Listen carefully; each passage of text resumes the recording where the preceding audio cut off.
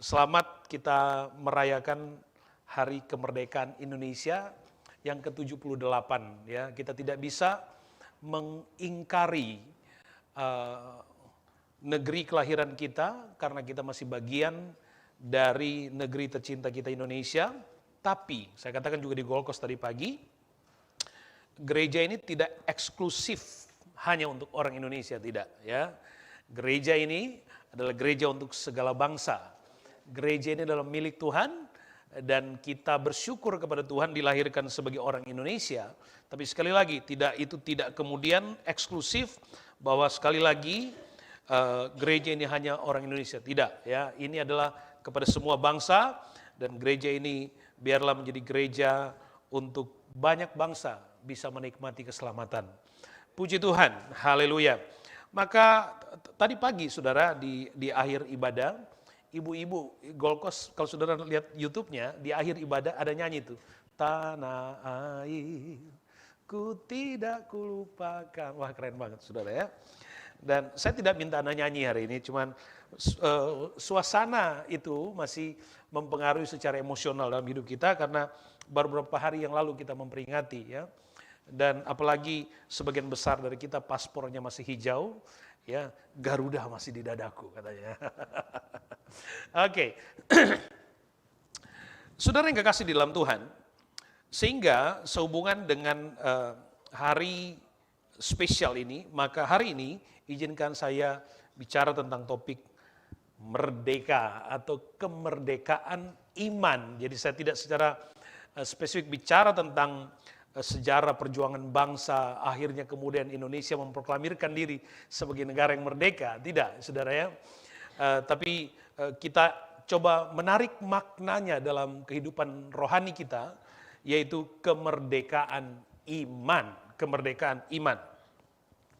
Saudara yang kekasih, pada prinsipnya kemerdekaan itu tidak saja berhenti ketika kita bebas lepas dari sebut saja dalam pengalaman Indonesia, terlepas dari penjajahan. Secara fisik kita lepas dari kekuatan itu, tidak saja berhenti di situ.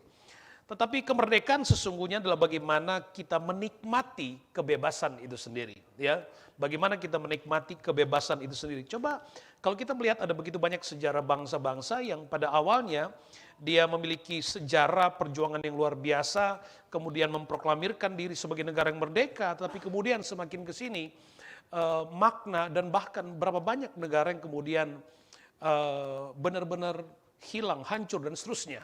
Ya. Nah, saudara yang kekasih di dalam Tuhan, sehingga saya berpikir tidak ada salahnya untuk kita juga belajar menangkap apa makna kemerdekaan itu dalam kehidupan iman kita. Tidak ada salahnya saudara, sehingga hari ini saya memberi topik kemerdekaan iman. Coba kita mendahului dengan Yohanes pasal yang ke-8, pembacaan dalam kitab Yohanes pasal yang ke-8, ayat yang ke-31. Injil Yohanes pasal yang ke-8, ayat 31. Maka katanya kepada orang-orang Yahudi yang percaya kepadanya, jikalau kamu tetap dalam firman-Ku, kamu benar-benar adalah murid-Ku. Dan kamu akan mengetahui kebenaran, dan kebenaran itu akan memerdekakan kamu. And you will know the truth, and the truth will set you free. Saudara yang kekasih di dalam Tuhan Yesus Kristus, di dalam Injil Yohanes pasal yang ke-8, ini kalau saudara baca dari konteks ayat yang pertama, saudara akan mendapatkan satu kisah di sana, ketika orang Yahudi membawa perempuan berdosa, ya, perempuan berdosa di hadapan Yesus, dan mereka berkata bahwa perempuan ini telah kedapatan berbuat dosa, berbuat zina, sehingga dia harus dilempari dengan batu. Dia harus dirajam dengan batu. Singkat cerita, saudaraku, di tengah vonis dari begitu banyak orang, lalu mereka bertanya kepada Yesus. Lalu Alkitab mencatat Yesus menulis di tanah, dan ketika itu Yesus bangun, maka orang-orang Yahudi itu pergi, tidak ada lagi yang ada di situ. Tinggal wanita itu ada di hadapan Yesus. Lalu saudara, kalau saudara mendapati pembacaan dalam ayat 10 dan ayat ke-11, Yesus kemudian berkata kepada perempuan berdosa itu, Aku pun tidak akan menghukum engkau, pergilah dan jangan berbuat dosa lagi mulai sekarang. Jadi kita lihat kronologisnya sampai kepada ayat the truth will set you free. Itu bagian yang pertama. Bagian yang kedua, Yesus bicara tentang dia adalah terang. Barang siapa mengikut aku, kata Yesus, maka ia tidak akan berjalan dalam kegelapan, melainkan ia akan mempunyai terang hidup. Ia akan mempunyai terang hidup. Lalu di ayat yang ke-28, Yesus berkata kepada orang-orang Yahudi yang lain, apabila kamu telah meninggikan anak manusia, barulah kamu tahu bahwa akulah dia. Di saat itu orang belum percaya. Bahkan sebagian orang Yahudi tidak percaya. Lalu Yesus berkata, nanti ada masa, ini menunjuk kepada ketika Yesus nanti akan disalibkan. Sudah ingat peristiwa itu? Ketika Yesus disalib, maka ada tentara Romawi berkata begini, sungguh. Ketika dia melihat peristiwa kematian Yesus di kayu salib, dia berkata, sungguh dia ini anak Allah. Ya, karena peristiwa yang begitu luar biasa. Nah, saudara, dari apa yang kita lihat ini secara kronologis, kemudian Yesus bicara, the truth will set you free. Ya. Nah, itulah yang saya katakan tadi, saudaraku yang kekasih dalam Tuhan. Bahwa penting sekali buat kita orang percaya, sama dengan ketika kita di Independence Day, memperingati hari kemerdekaan itu sendiri. Tidak hanya euforia sesaat ketika bangsa itu diproklamirkan sebagai sebuah negara yang merdeka. Sama juga dengan kita dalam perjalanan iman kita.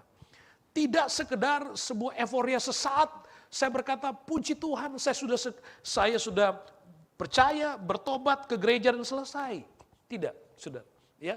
Tapi bagaimana kebenaran itu hidup di dalam diri kita sehingga kita benar-benar dapat menikmati apa arti kemerdekaan iman itu. Apa arti hidup dibebaskan? Di dalam makna yang sebenarnya, kata kebenaran di situ kita mengerti benar, sesungguhnya benar, ya. Tapi kata set you free atau kata free sendiri itu berarti to liberate, ya. To liberate, dibebaskan, dimerdekakan dari kekuasaan dosa. Itu maknanya. Ya. Jadi ketika Yesus bicara the truth will set you free, Yesus sedang bicara bahwa kebenaran akan memerdekakan, membebaskan kamu dari dosa. Jadi saudara yang kekasih di dalam Tuhan, ketika kita bicara tentang kemerdekaan iman, maka kita bicara tentang kehidupan manusia rohani kita. Manusia hidup di dalam begitu banyak pengalaman hidup. Ya, pengalaman hidup yang setiap hari dihadapi oleh semua orang. Ada rasa takut, rasa khawatir, ya, cemas, dan banyak hal lain lagi. Dan banyak orang yang terintimidasi dengan satu keadaan di hidupnya. Dia bisa saja menyebut diri dia orang Kristen, ya. Dia bisa saja menyebut diri orang sukses atau terlihat sukses bahkan. Tetapi sesungguhnya di dalam kehidupan manusianya sendiri ada sesuatu yang mengganjal sehingga dia kehilangan kebebasan. Sehingga apa yang terjadi? Di waktu-waktu kesendiriannya dia hidup merenung dan hidup terintimidasi, hidup tertuduh, hidup merasa bersalah dan seterusnya. Perhatikan kebenaran yang Yesus hidupkan pada pasal yang ke-8 itu. Ketika semua orang mulai menghakimi perempuan yang berdosa itu. Ketika semua orang berkata bahwa dia harus dirajam, harus dilempar batu. Yesus tidak berkata, iya kita harus lempar batu. Tidak. Tapi apa yang Yesus buat?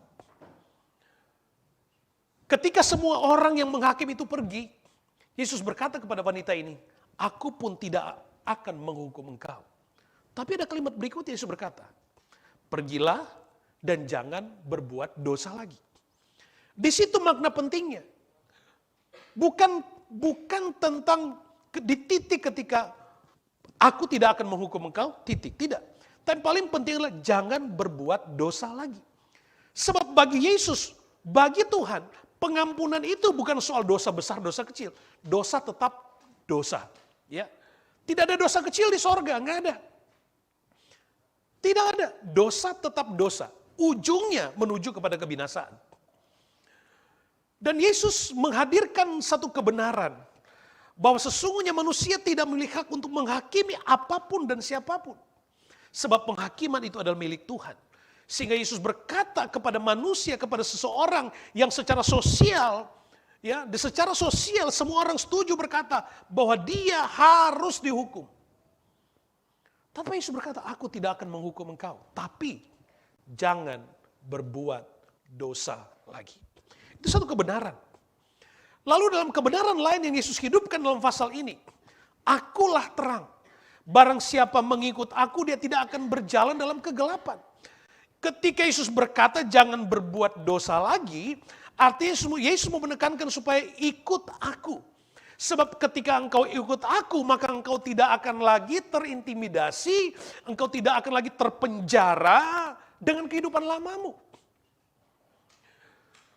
Sebab berapa banyak orang yang hidup dalam iman, hidup dalam percaya, tapi membiarkan dirinya terpenjara dengan kehidupan lamanya. Membiarkan dirinya hidup di dalam dosa. Saudara yang kekasih di dalam Tuhan, yang terpenting dalam kehidupan iman kita adalah bagaimana kita mengikuti Yesus. Sebab Yesus berkata, akulah terang, barang siapa mengikut aku, maka ia tidak akan berjalan di dalam kegelapan, sebab di dalam dirinya mempunyai terang hidup. Haleluya. Katakan amin, saudara. Sebab di dalam dirinya mempunyai terang hidup. Jadi bukan soal berapa lama orang itu berbuat dosa, sebesar apa dosanya, bukan. Kehidupan kita dipulihkan, mengalami dan menerima kasih karunia penuh dari Tuhan, sepenuhnya itu adalah anugerah Tuhan. Makanya kekristenan, keselamatan dalam konteks Kristen bukan kita selamat berdasarkan perbuatan baik kita, tidak. Tapi keselamatan kita adalah kasih karunia Allah. Kasih karunia Allah. Perbuatan baik kita, Alkitab katakan semua manusia berbuat dosa. Kita akan lihat itu ayat demi ayat nanti. Artinya apapun yang kita buat sebenarnya dalam pola perilaku baik kita pun, ya, itu tidak akan sanggup mendekati kekudusan dan kemuliaan Bapa. Nggak bisa. Sehingga kita menerima kasih karunia penuh dan kita meresponnya dengan iman. Secara perlahan kita lihat. Jadi kebenaran itu Yesus memberikan pengampunan. Memahami, mengetahui, menyadari tentang kebenaran itu adalah penting. Dan mengerti bahwa ada kebenaran yang dari Yesus yang katakan, barang siapa ikut aku, ia tidak akan berjalan dalam kegelapan, sebab di dalam dirinya akan ada terang. Akan ada terang, ya, akan ada terang. Jadi bukan saja tentang aku percaya, tapi bagaimana banyak orang yang percaya berhenti, ya. Tapi percaya di sini adalah sesuatu yang dinamis, sesuatu yang aktif. Di titik kita percaya, kita terima Yesus, berhenti. Amin, kita percaya, kita diselamatkan. Ada tanggung jawab progresif dalam perjalanan iman. Kita akan lihat lebih dekat itu. Roma pasal 6 ayat yang ke-18 berkata begini. Roma pasal 6 ayat 18, kamu telah dimerdekakan dari dosa dan menjadi hamba kebenaran. Kamu telah dimerdekakan dari dosa dan menjadi hamba kebenaran. Jadi kebenaran yang Yesus tekankan kepada orang-orang Yahudi pada saat itu adalah bahwa hidup manusia itu, hidup lama kita adalah hidup di dalam dosa. Hidup dalam dosa. Dan kita menerima kebenaran Kristus, yaitu pengampunan, penebusan melalui salib Kristus. Dan setelah itu kita hidup di dalam kebenaran. Kenapa? Karena di dalam diri kita mengalir kehidupan Kristus. Di dalam diri kita ada terang. Di dalam diri kita ada DNA Kristus. Di dalam diri kita ada kuasa Roh Kudus yang menghidupkan kita. Orang yang percaya kepada Tuhan, yang merespons, saudara perhatikan dengan baik. Orang yang percaya kepada Tuhan, yang mengikuti jalan Tuhan, hidupnya akan berubah. Perubahan itu mungkin bagi orang tersebut tidak terasa mungkin ya. Tapi orang lain dapat melihat perubahan itu. Sebab perubahan di dalam Kristus adalah perubahan yang bukan perubahan pura-pura. Tapi perubahan yang secara natural terjadi, yang hidup di dalam dirinya Dan dia diubahkan oleh Tuhan. Makanya saya selalu katakan begini, cara kerja iblis dan cara kerja Tuhan berbeda. Cara kerja iblis adalah dia mulai apa? Mulai dari daging, ya, keinginan jasmani kita, keinginan mata. Kemudian dia menguasai jiwa, pikiran kita. Kemudian dia mematikan roh kita. Sedangkan Roh Kudus Tuhan bekerja dari titik yang sebaliknya. Dia menghidupkan rohani kita, dia menguasai jiwa kita dan mematikan keinginan jasmani kita. Itu dua titik yang sangat berbeda. Makanya orang yang diubahkan, yang percaya kepada Tuhan adalah orang yang kemudian secara natural dia berubah karena dilahirkan baru di dalam Kristus. Ya, bukan perubahan yang pura-pura gitu ya. Penting untuk kita mengerti hal ini. Oke. Jadi kita dimerdekakan, kemerdekaan iman artinya kita dimerdekakan dari hidup lama, dosa itu, dan hidup di dalam kebenaran.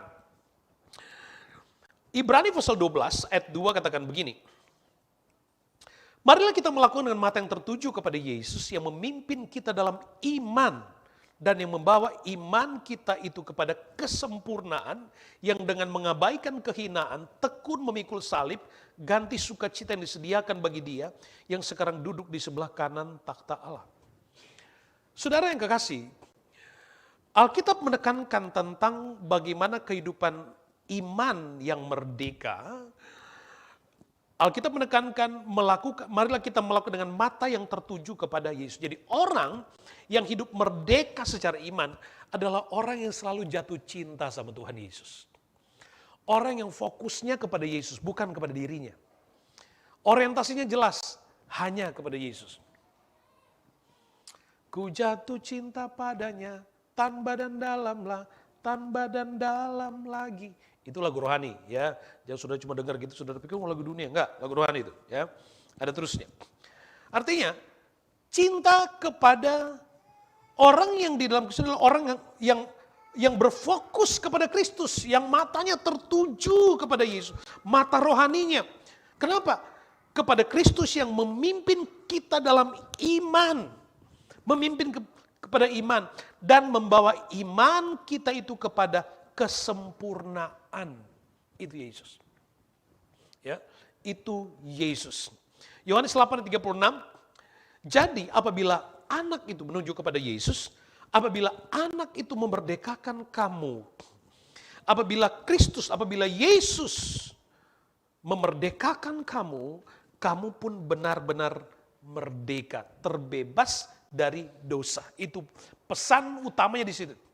Jadi ketika ketika kebenaran itu membebaskan kita, maka kita benar-benar terbebas dari belenggu dosa. Kenapa? Karena itu pekerjaan Tuhan.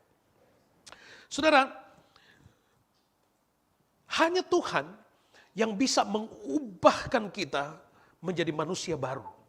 Tidak ada usaha, tidak ada teori apapun yang dapat mengubahkan seseorang menjadi manusia yang baru. Tidak ada. Hanya kuasa Tuhan yang ada di dalam bekerja, di dalam diri kita yang memulihkan, mengubahkan kita menjadi manusia baru. Sehingga perbuatan baik kita yang kita kerjakan di dalam Tuhan adalah perbuatan baik yang lahir dari perubahan hidup yang dikerjakan oleh Tuhan di dalam diri kita. Jadi kita berbuat baik bukan untuk menerima keselamatan, bukan. Tapi karena kita diselamatkan, maka kehidupan kita berbuat baik. Maka kita melakukan hal-hal yang benar, yang baik di dalam Tuhan. Dan itu dikerjakan oleh Yesus. Banyak orang tidak mengerti pengalaman. Saudara, saya selalu katakan begini, bahwa sulit bagi Anda untuk mengerti kalau Anda tidak mengalami. Sebab itulah sebuah proses perjalanan iman. Sulit bagi Anda untuk memahami secara penuh kalau Anda tidak menerima, mengaku. Sebab perjalanan itu hanya bisa ditemui ketika kita benar-benar berjalan bersama dengan Kristus. Yesus katakan bahwa di dalam dirimu ada terang. Terang itu hanya akan kita nikmati ketika kita ada di dalam Kristus. Yesus ada di dalam kita, maka terang itu dapat kita nikmati. Nah, kita lihat fakta kemerdekaan di dalam Kristus. Ini harus kita ingat baik-baik. Fakta kemerdekaan di dalam Kristus. Fakta yang pertama, semua orang telah berbuat dosa, telah kehilangan kemuliaan Allah. Tetapi oleh kasih karunia telah dibenarkan dengan cuma-cuma melalui penebusan dalam Kristus Yesus. Itu fakta yang pertama, kemerdekaan di dalam Kristus. Bahwa semua orang telah berbuat dosa, telah kehilangan kemuliaan Allah. Tapi oleh kasih karunia, kamu dibenarkan dengan cuma-cuma melalui penebusan dalam Kristus Yesus. Jadi, saudara, kita yang percaya, yang menerima Tuhan sebagai Tuhan dan Juru Selamat, ada fakta yang harus Anda hidupkan di dalam diri saudara. Bahwa hidupmu telah ditebus dari kehidupan lama dalam perhambaan dosa kepada kehidupan baru, yaitu hidup ketika kita menerima kasih karunia, di mana kita dibenarkan dengan cuma-cuma melalui penebusan Kristus. Itu fakta yang harus Anda tanam baik-baik. Orang yang percaya Tuhan adalah orang yang menerima kasih karunia, telah menerima pengampunan, penebusan. Selesai sudah. Ya, selesai. Anda mengalami menerima pengampunan, itu fakta. Dan Anda sekali lagi Anda harus hidupkan itu. Ya. Harus dihidupkan. Anda bisa baca sendiri di Roma pasal yang ketiga, ayat 23 dan ayat yang ke-24. Fakta yang kedua, bahwa kita telah memiliki pengampunan dosa. Kita telah memiliki pengampunan dosa. Makanya, hidup sebagai orang percaya jangan selalu tertuduh. Ya. Iblis selalu menuduh kita. Ketika kita berbuat salah, maka iblis akan terus menuduh, kamu ke gereja, tapi kan kemarin kamu baru nyakitin orang lain kan. Kemarin kamu baru aja marah-marah. Kemarin kamu baru saja melakukan dosa yang tersembunyi. Tidak dilihat orang lain, tapi kamu melakukan dosa. Tuduhan-tuduhan iblis seperti panah api dalam pikiran kita, ya, yang hanya untuk membuat kita kehilangan itu tadi, kemerdekaan di dalam Tuhan. Padahal kita sebagai orang percaya, kita menerima Tuhan sebagai Tuhan dan Juru Selamat, kita telah menerima kasih karunia, menerima penebusan, pengampunan, kita dibenarkan dengan cuma-cuma, diberikan oleh Tuhan. Kita menerima itu, diberikan hadiah dari Tuhan. Pengampunan diberikan oleh Tuhan. Terima itu. Terima, hidupkan di dalam diri kita, supaya kita mampu menjalani hidup itu sebagai manusia-manusia yang merdeka. Apa artinya kita menyebut diri orang yang merdeka di dalam Tuhan, tapi kita hanya menikmati kemerdekaan iman itu ketika kita beribadah. Sementara ketika kita ada di luar sana, kita hidup terpenjara dalam pikiran dan tuduhan. Kita masih terintimidasi dengan hal-hal dunia. Padahal Anda telah dipanggil dari perbudakan dosa kepada kebenaran. Supaya kita bisa hidup di dalam Tuhan. Makanya saudara, saya mau katakan begini. Ketika Anda ada di titik nol atau di titik terendah dari pengalaman hidupmu secara emosional. Anda mungkin ada yang menangis, ada yang banyak orang mengekspresikan secara berbeda.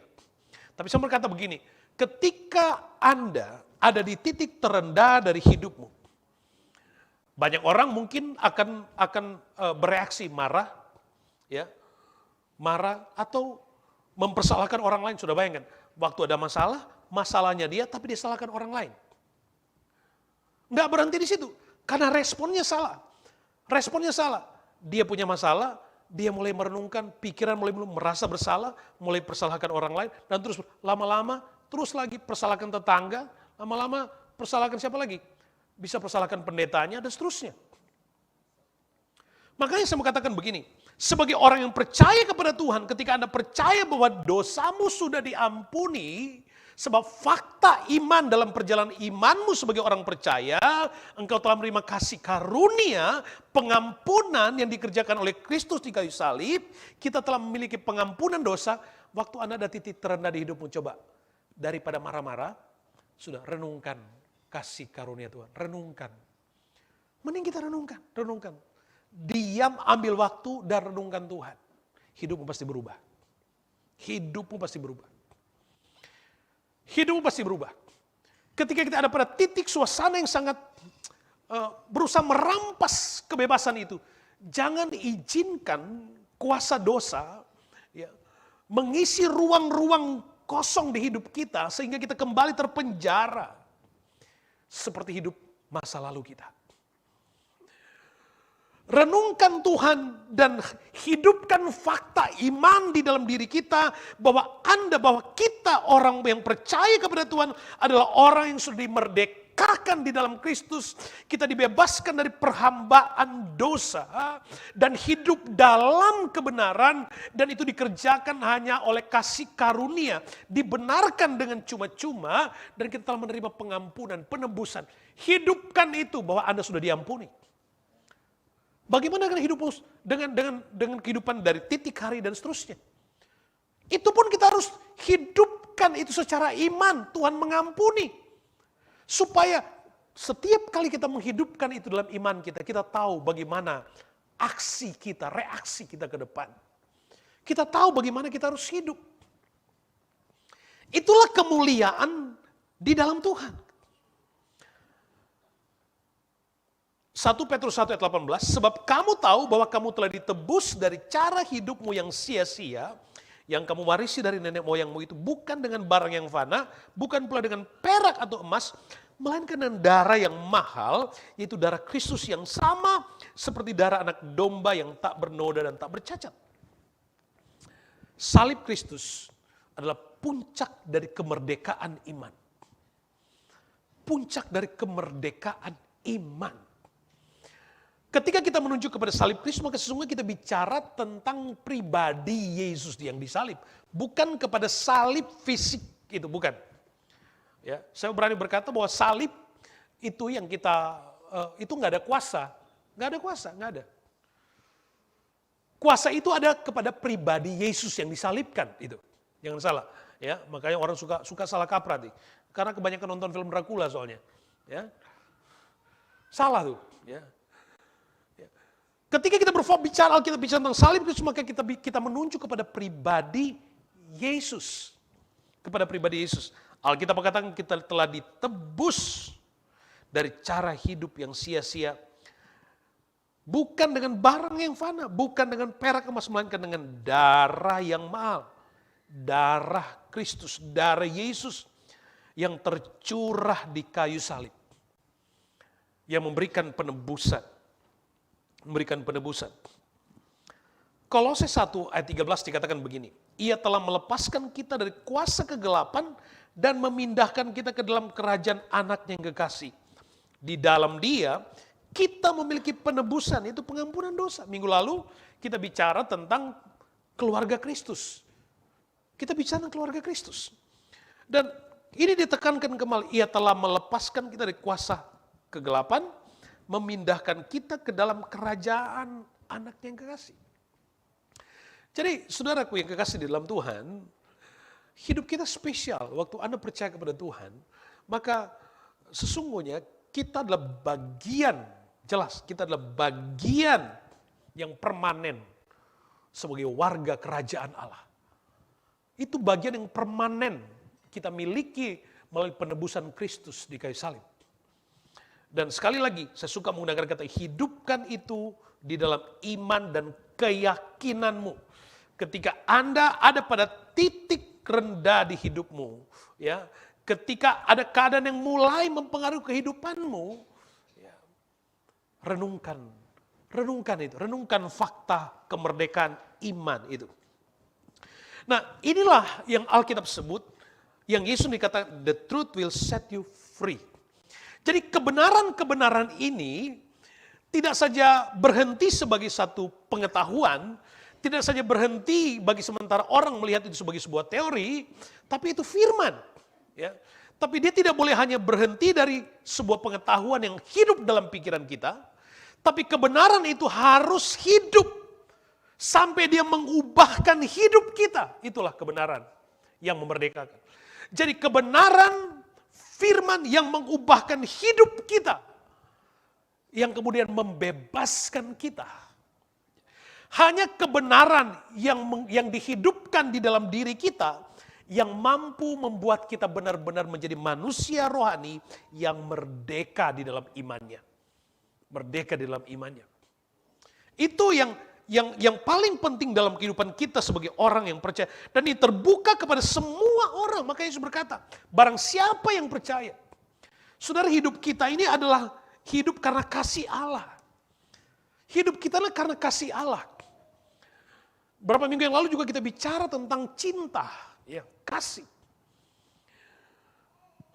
Kasih atau cinta adalah etika yang paling tinggi dari kehidupan manusia. Itu kasih, cinta. Allah memberikan kita kebebasan supaya kita dapat mencintai. Kebebasan yang free will yang Tuhan taruh dalam diri manusia supaya manusia dapat mencintai Tuhan dengan benar. Kalau tanpa free will yang Tuhan berikan sebagai bagian dari penciptaan Tuhan dalam diri kita, mustahil kita bisa mencintai dengan bebas, mencintai dengan tulus. Kenapa? Karena semua sudah didesain. Tapi pada bagian ini ada respons yang menjadi bagian dari kehidupan manusia kita untuk mampu buat keputusan. Menerima Tuhan, menerima Yesus, dan mencintainya dengan segenap hati. Percaya kepada Tuhan, menerima Tuhan sebagai Tuhan dan Juru Selamat adalah sebuah keputusan yang harus kita buat sendiri, bukan orang lain. Bukan karena paksaan orang lain. Nggak boleh. Kebenaran itu hanya akan kita bisa alami ketika kita membuat keputusan yang lahir dari diri kita sendiri. Ya. Orang percaya bertobat itu adalah sebuah proses kematangan, pematangan pikiran. Dia mengerti dan dia bertindak atas dasar percaya. Percaya. Dibaptis dan menjadi bagian dari warga kerajaan Allah. Itulah kebenaran. Nah, lalu bagaimana dengan kita? Nah, kemerdekaan kita di dalam Kristus bukan lagi sesuatu yang bukan lagi sesuatu yang harus diperjuangkan, bukan. Saya berani katakan itu. Bahwa kemerdekaan kita di dalam Kristus bukan lagi sesuatu yang diperjuangkan. Yesus sudah mati di kayu salib, sudah selesai. Yesus sudah mati untuk seluruh umat manusia, sudah selesai. Bukan lagi, kita tidak perlu lagi menunggu penyalipan berikutnya. Pengorbanan berikutnya tidak, sudah selesai. Jadi bagian kita di sini adalah bagaimana kita hidup sesuai dengan cita-cita. Kita masih segar dalam pikiran kita waktu mereka yang besar di Indonesia, yang sekolah di Indonesia, selalu diingat bagaimana kita menghidupi kemerdekaan itu. Ya, menikmati kemerdekaan itu. Kita generasi bukan lagi, mungkin orang lain berkata, wah dulu, hanya dengan bambu runcing kami pergi berperang, wah itu dulu. Tapi udah bukan Anda, udah bukan kita. Generasi kita tinggal menikmati kemerdekaan Indonesia. Dan puji Tuhan, kita adalah produk dari kemerdekaan itu. Kalau Indonesia nggak pernah merdeka, belum tentu Anda dan saya ada di sini hari ini. Dan itu anugerah Tuhan buat negeri kita. Ya, dan kita harus syukuri. Kita punya negara yang harus kita doakan terus. Nah, sekali lagi, di dalam Tuhan, kita tinggal menikmati kemerdekaan yang sudah sepenuhnya dikerjakan oleh Kristus di kayu salib sebagai puncak kemenangan iman. Nah, kita harus hidup merdeka. Ini yang saya mau tekankan, hidup merdeka sebagai orang percaya. Hidup merdeka sebagai orang percaya. Anak Tuhan harus hidup merdeka, makanya harus ada sukacita. Itu anak Tuhan. Harus ada kebebasan, ada keleluasaan. Memuji Tuhan, menyembah Tuhan, melakukan kebaikan, melakukan aktivitas. Harus ada keleluasan. Jangan izinkan ada keadaan apapun yang merampas berkat-berkat kemerdekaan yang ada di dalam dirimu. Apapun masa lalumu, Alkitab katakan Tuhan melupakan dosamu sejauh timur dari barat. Lupakan dosa masa lalu itu. Enggak ada masalah bagi Yesus. Jangan buat dosa lagi. Itu buat Yesus. Jangan ulangi lagi. Itu yang penting. Itu yang penting. Jadi hidup merdeka, hal yang pertama, hidup merdeka adalah kemerdekaan harus diproklamirkan. Iya kan? Untuk apa sebut merdeka? Tapi tidak pernah ada proklamasi. Enggak pernah ada. Indonesia dikenal merdeka karena pada tahun 1945 diproklamirkan di Jalan Pegangsaan Timur, 17 Agustus, masih ingat ya. Karena diproklamirkan. Demikian juga dengan kehidupan iman di dalam Tuhan harus diproklamirkan. 1 Korintus 1 ayat 18. Sebab pemberitaan tentang salib memang adalah kebodohan bagi mereka yang akan binasa, tapi bagi kita yang diselamatkan, berita salib itu, berita Yesus di salib itu adalah kekuatan Allah. Kekuatan Allah. Roma 8 ayat 9, 10, 11. Sebab jika kamu mengaku dengan mulutmu bahwa Yesus adalah Tuhan dan percaya dalam hatimu bahwa Allah telah membangkitkan Dia dari antara orang mati, maka kamu akan diselamatkan. Karena dengan hati orang percaya dan dibenarkan, dan dengan mulut orang mengaku dan diselamatkan. Jelas sekali, saudara, bahwa kita perlu memproklamirkan, mengaku, aku menerima Tuhan sebagai Tuhan dan Juru Selamat pribadiku. Makanya orang yang percaya Tuhan, yang menerima Yesus sebagai Tuhan Juru Selamat, harus mengucapkan. Jadi nggak boleh cuma, ya aku percaya dalam hati, nggak bisa. Harus diucapkan, aku percaya kepada Tuhan Yesus Kristus, yang telah mati dan bangkit untuk saya. Harus diucapkan. Itu harus diproklamirkan, itu kemerdekaan harus diproklamirkan. Kita percaya bahwa kita benar-benar merdeka di dalam Kristus. Kita nggak bisa, Tuhan tahu hati saya. Enggak. Dengan mulut orang mengaku, kata Alkitab. Ya, jelas. Bagian yang kedua, hidup merdeka.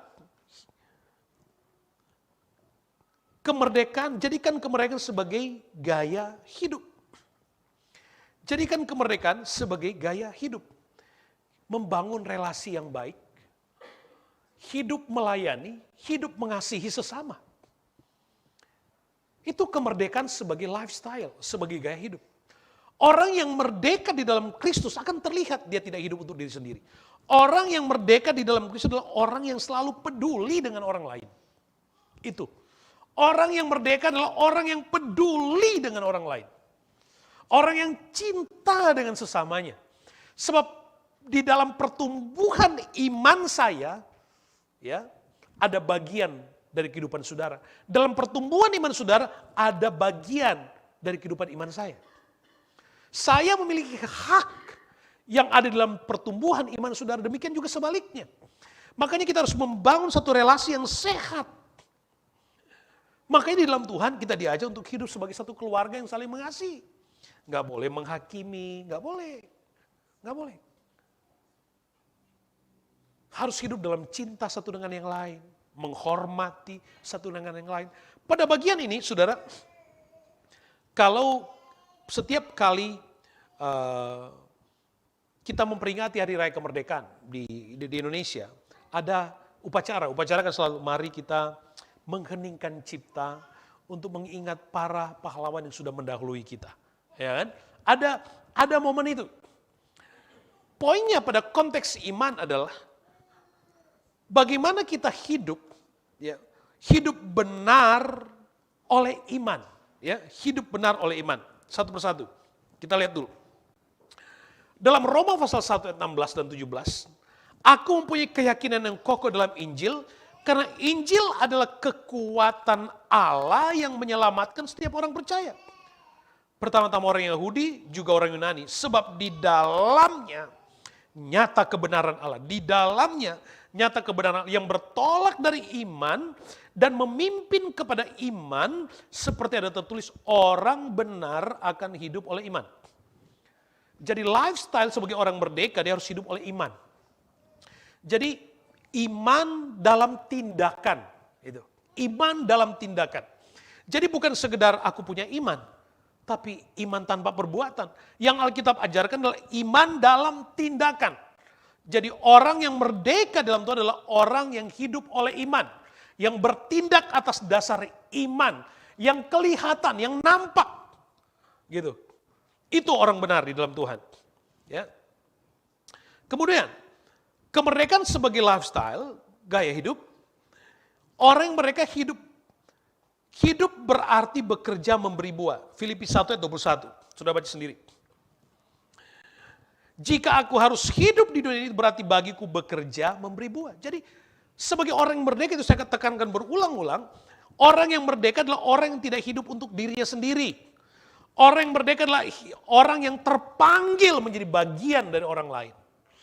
Orang yang terpanggil menjadi bagian dari kerajaan Allah. Orang yang terpanggil menjadi bagian dari komunitas keluarga Allah. Itu orang yang merdeka di dalam Tuhan.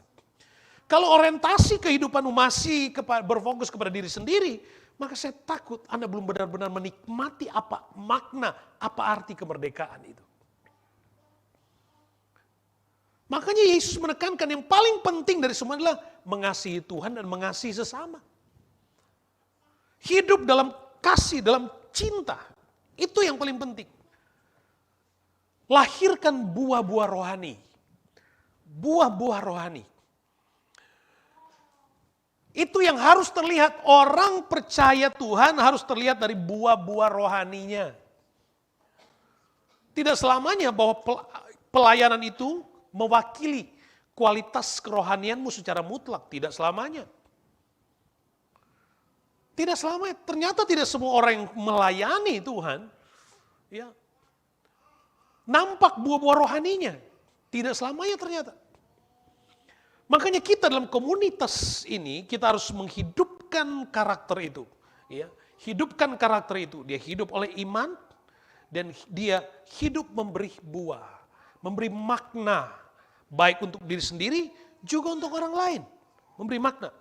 Dan lebih spesifik lagi, itu yang saya katakan tadi. Mengingat para pendahulu. Ya, dalam selalu mengingat para pejuang. Itu dalam konteks kemerdekaan sebagai negara. Tapi dalam kemerdekaan iman, Alkitab juga mengajarkan tentang itu. Bahwa dalam pertumbuhan iman saudara, dalam perjalanan rohani saudara, ada bagian yang dikerjakan oleh para pelayan-pelayan. Gitu.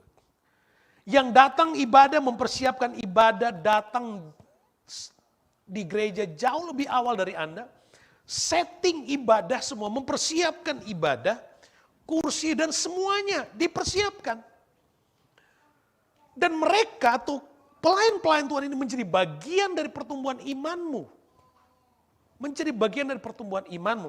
Makanya Alkitab katakan, hendaklah engkau tetap berpegang pada kebenaran yang telah engkau terima dan engkau yakini, dengan selalu mengingat orang yang telah mengajarkanmu kepadamu.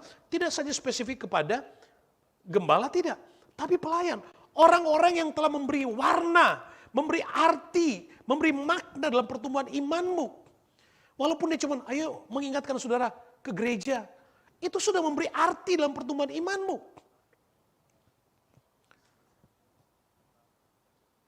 1 Tesalonika 5:12, kami minta kepadamu saudara-saudara supaya kamu menghormati mereka yang bekerja keras di antara kamu, yang memimpin kamu dalam Tuhan dan yang menegur kamu, supaya kamu sungguh-sungguh menjunjung mereka dalam kasih karena pekerjaan mereka. Hiduplah selalu dalam damai seorang dengan yang lain. Itu hidup merdeka seperti itu.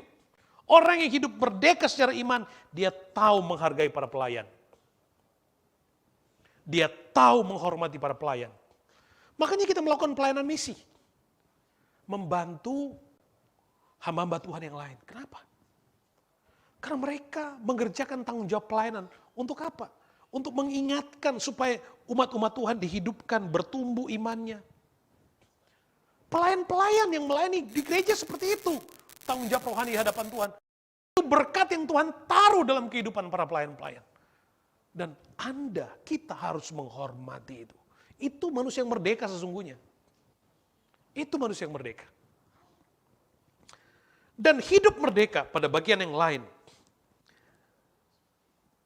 Yang pertama, kita lihat hidup merdeka adalah kemerdekaan itu harus diproklamirkan, harus ada kesaksian, harus diperkatakan, ya, harus diproklamirkan.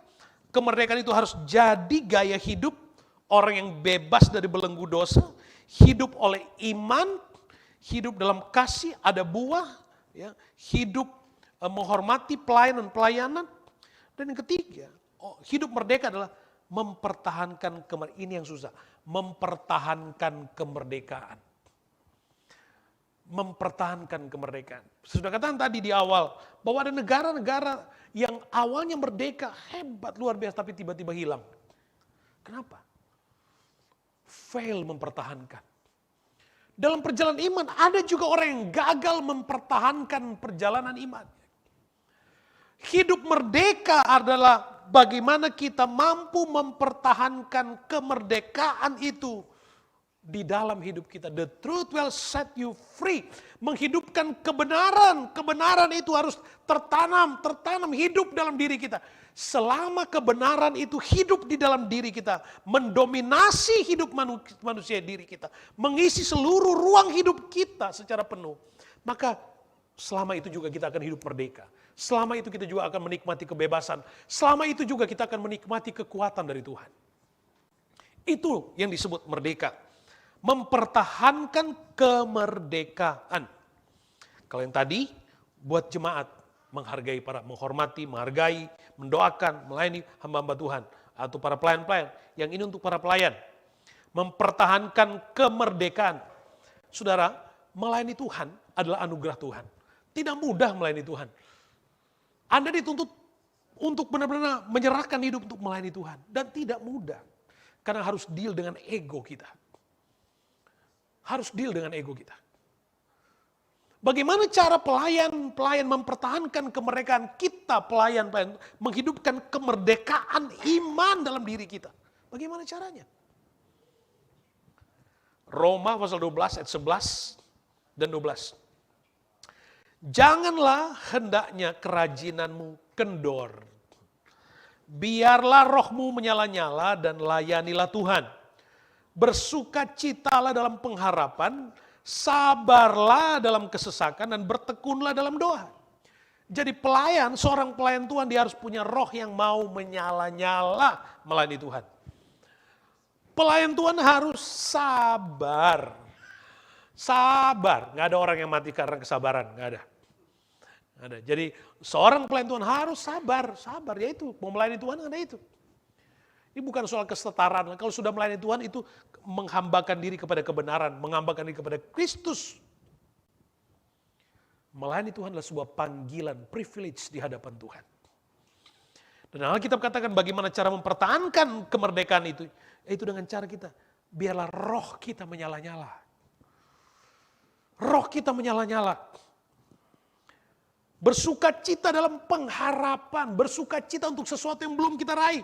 Itu yang disebut pengharapan. Kita belum nikmati tapi kita bersukacita. Bahkan sebelum kita menikmatinya. Kita berapi-api, kita menyala-nyala. Hidup dalam pengharapan untuk sesuatu yang belum kita terima.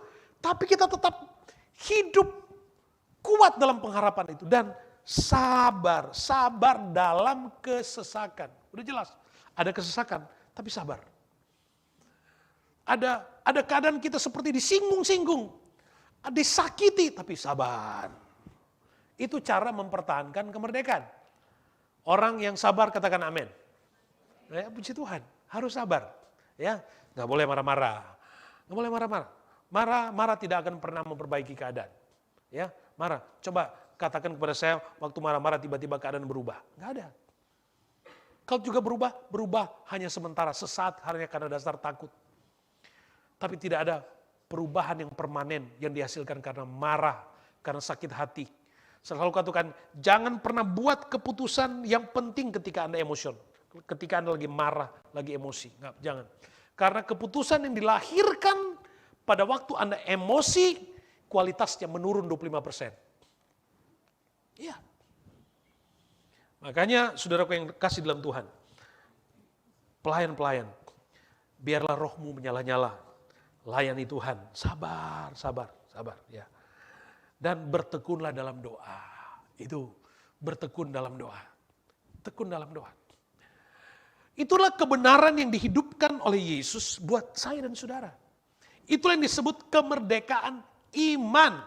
Dan karena itulah maka pada hari ini di samping kita memperingati hari kemerdekaan Indonesia, ya, tentu kita juga menghormati Independence Day-nya teman-teman ada dari Malaysia, ada yang dari Singapura, ada yang Australia sendiri. Tentu kita menghormati. Ya. Tapi makna pada perayaan Independence Day-nya Indonesia hari ini, kita bisa dengan kemerdekaan iman. Dan ini harus kita ingat. Harus. Jadi kita harus ada excitement tersendiri ketika kita menghidupkan kemerdekaan itu di dalam diri sebagai orang yang percaya kepada Tuhan. Sebab itu cara satu-satunya untuk kita hidup bebas.